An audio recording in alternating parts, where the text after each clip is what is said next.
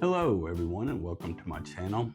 Today's project's going to be something that I've been putting off for, well, ever since I started woodworking pretty much. One of the first things of wood I bought was a cutting board kit from eBay that had maple, walnut, and cherry in it.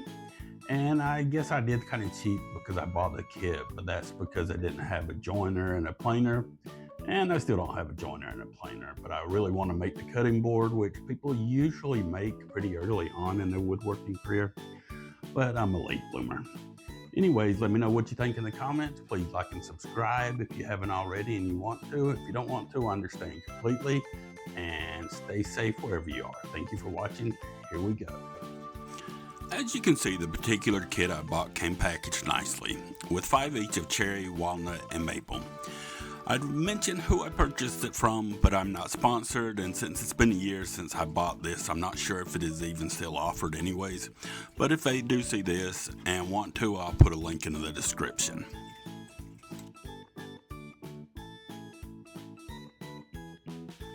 And then, as you could imagine, I spent some time trying to figure out the exact layout that I wanted.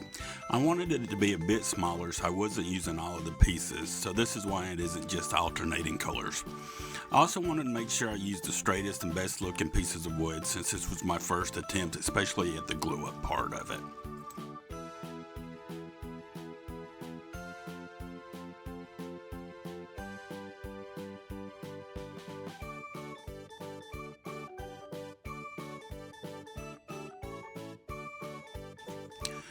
The glue up part is the part that I was most looking forward to and that I knew I had the most to learn about.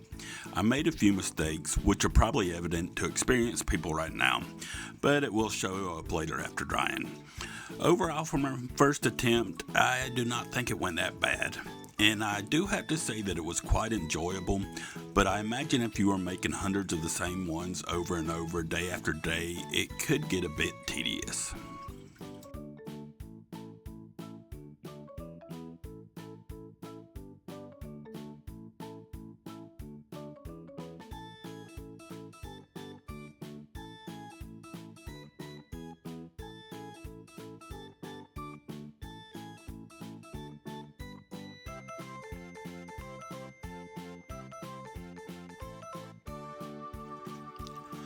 Now is the time that my biggest problem, or mistake, or happy accident, or whatever you want to call it, starts to become quite noticeable.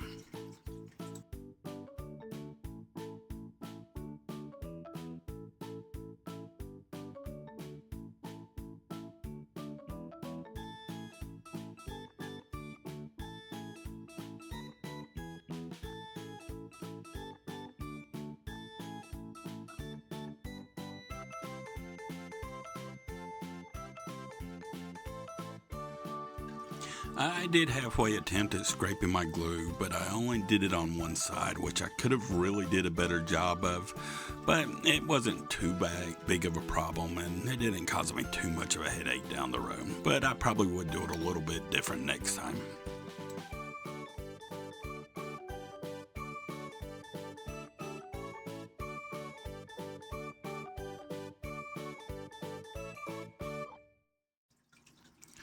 After letting the glue cure overnight, I popped it out of the clamps and flipped it over to scrape the glue on the bottom. As I am doing this, I realized that I should probably invest in some more clamps. Either a decent set of parallel clamps or bar clamps, I guess, because I had uneven pressure on the top and bottom of my boards. They had small cracks on the bottom. Thankfully, it did not go too deep, so I was lucky and we get to see what it was going to be like trying to fix it.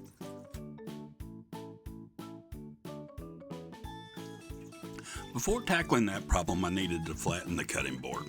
I've never really hand planed before, and it took me a bit to get the hang of it. And I still need to get my plane dialed in a little better, and the blades sharpened a lot better. But in the end, it actually worked and made my cutting board pretty flat. I have to say I do envy the nice DeWalt or even Hercules planers, but there is something that is somewhat satisfying and rewarding about using hand planes and hand tools.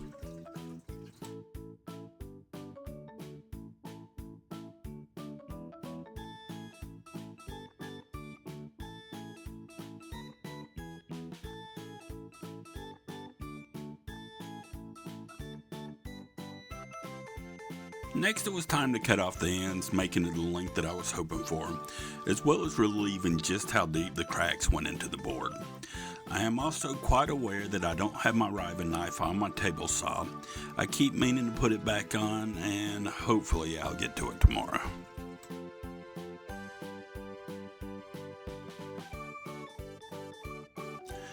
Okay, here we go. Since the cracks were not that deep, I figured I would try the popular YouTube trick of wood glue and sawdust to fill them in. I know some experienced woodworkers such as Eric Curtis frown on this technique, and I kind of learned why later. This was my first time trying this trick, and since this is going to be the bottom of the cutting board, I felt it was worth a try just for the experience, since no one but me would ever really see it and know what was done. Let me know what you think about this technique and if there is a better solution other than just gluing it up properly in the beginning.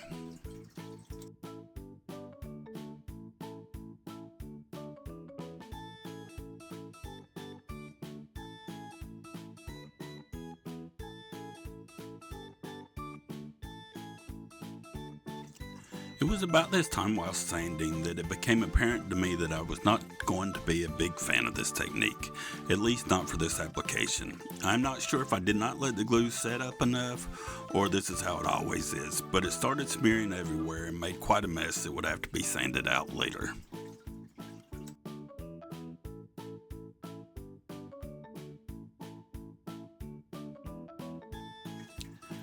Now it is time for sanding and cleaning up the mess and of course more sanding.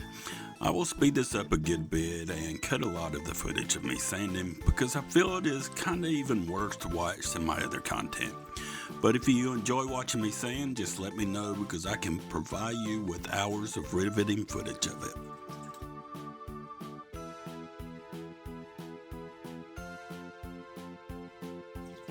Oh, and of course I water popped and then let it dry and the wood fibers raise, and then of course I sanded some more and sanded some more.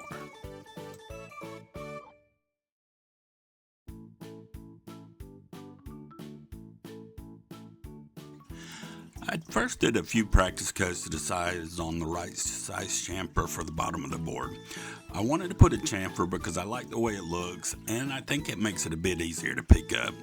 But I guess this is mostly a matter of personal preference, whether to use a chamfer or round over or a straight edge or even bottom finger grips for your boards.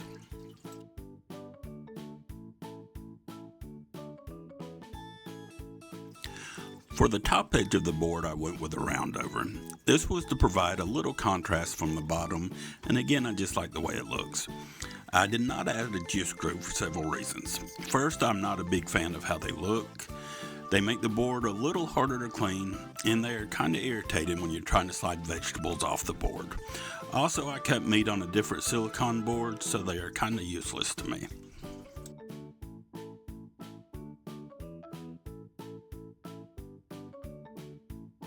Now for a little bit more sanding for your viewing pleasure before we drill our pilot holes and add the little rubber feet.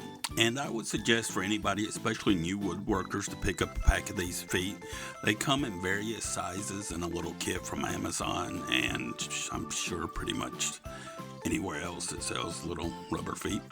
And they have a ton of uses.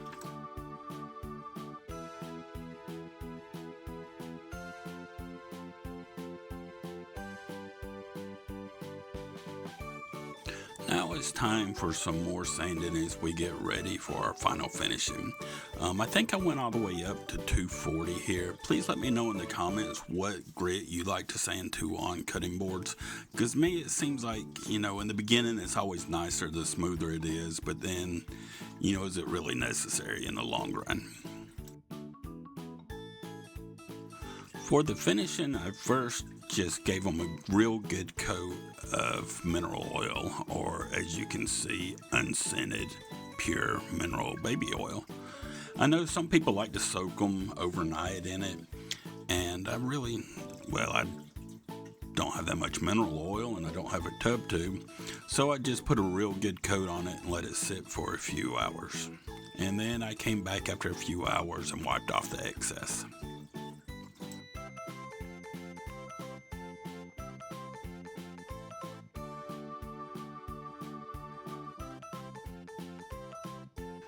Once that was complete, I wiped it with a real good layer of my own personal board butter that I made. And of course, the board butter is just a mixture of mineral oil and beeswax. It's my simple mixture. I made it myself, and it works quite well. I rubbed this in pretty good, and I put about 2 coats on, let it sit, and then I let it sit overnight and came back the next morning and wiped off any excess.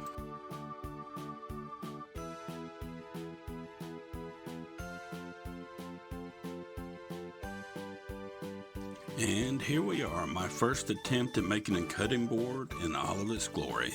I think it turned out pretty well. Let me know what you think in the comments. Please like and subscribe if you haven't already and you want to. If you don't want to, I completely understand. Thank you for watching it this far. Stay safe and don't forget to smile.